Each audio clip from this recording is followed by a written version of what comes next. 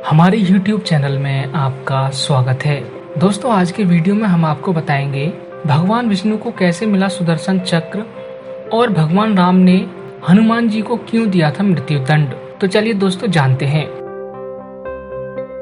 एक बार की बात है, राक्षसों का अत्याचार बहुत बढ़ गया था। कोई भी धार्मिक कार्य करना मुश्किल हो गया था। राक्षसों ने पूरी पृथ्वी पर आतंक मचा रखा था।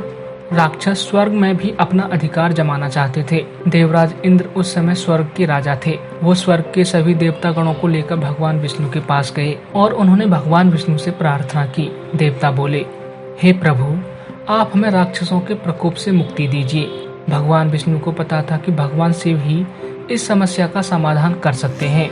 भगवान विष्णु महादेव के बड़े भक्त थे। विष्णु भगवान ने राक्षसों के विनाश के लिए शिव की तपस्या करने का निर्णय लिया। भगवान विष्णु हिमालय की बर्फीली पहाड़ियों पर शिव जी की तपस्या करने लगे। विष्णु जी भगवान शिव के 1000 नामों का जाप करने लगे। हर एक नाम के साथ उन्होंने कमल का फूल चढ़ाने का संकल्प लिया। वहीं भगवान शिव ने विष्णु जी की परीक्षा लेने की सोची।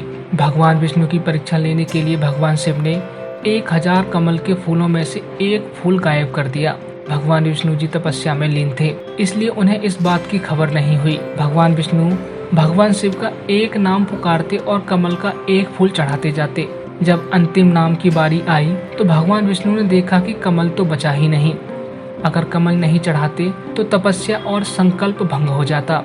इसलिए भगवान विष्णु ने कमल की जगह अपनी एक आंख चढ़ा दी। भगवान शिव भगवान विष्णु के इस भक्ति भाव से बहुत प्रसन्न हो गए। वह श्री हरि के सामने प्रकट हुए और वरदान मांगने को कहा। भगवान विष्णु ने राक्षसों के संहार करने के लिए अजय शास्त्र मांगा तो उन्होंने भगवान विष्णु को सुदर्शन चक्र प्रदान किया, जिससे भगवान विष्णु ने राक्षसों का वध किया। इस तरह भगवान विष्णु ने भगवान भोलेनाथ से सुदर्शन चक्र प्राप्त किया था। हनुमान जी को भगवान राम का सबसे प्रिय भक्त माना जाता है। हनुमान जी भगवान राम से बहुत प्रेम करते थे। जब श्री राम अयोध्या के राजा बने तब हनुमान जी दिन रात उनकी सेवा में लगे रहते। एक दिन की बात है, जब श्री राम जी के दरबार में एक सभा चल रही थी। उस सभा में सभी वरिष्ठ गुरु और देवतागण मौजूद थे। चर्चा का विषय था कि राम ज्यादा शक्तिशाली हैं या राम का नाम। जब लोग राम को अधिक शक्तिशाली बता रहे थे और नारद मुनि का कहना था कि राम के नाम में ज्यादा ताकत है। नारद मुनि की बात कोई सुन नहीं रहा था।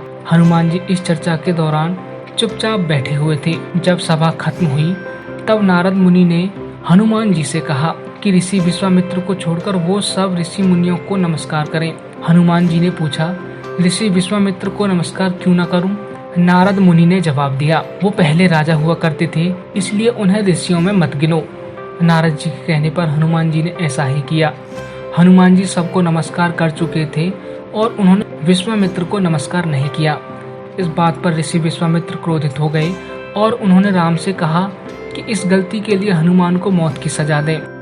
श्री राम अपने गुरु विश्वामित्र का आदेश नहीं टाल सकते थे, इसलिए उन्होंने हनुमान जी को मारने का निश्चय किया। हनुमान जी ने नारद मुनि से इस संकट का समाधान पूछा। नारद जी ने कहा, आप बेफिक्र होकर राम नाम का जाप करना शुरू करें। हनुमान जी ने ऐसा ही किया। वो आराम से बैठकर राम नाम का जाप करने लगे। श्री राम ने उन पर अपना धनुष बाण तान दिया। साधारण तीर हनुमान जी का बाल बांका न कर सके। जब हनुमान जी पर श्री राम के तीरों का कोई असर नहीं हुआ तो उन्होंने ब्रह्मांड के सबसे शक्तिशाली शस्त्र ब्रह्मास्त्र का उपयोग किया, लेकिन राम नाम जपते हुए हनुमान पर ब्रह्मास्त्र का भी कोई प्रभाव नहीं पड़ा।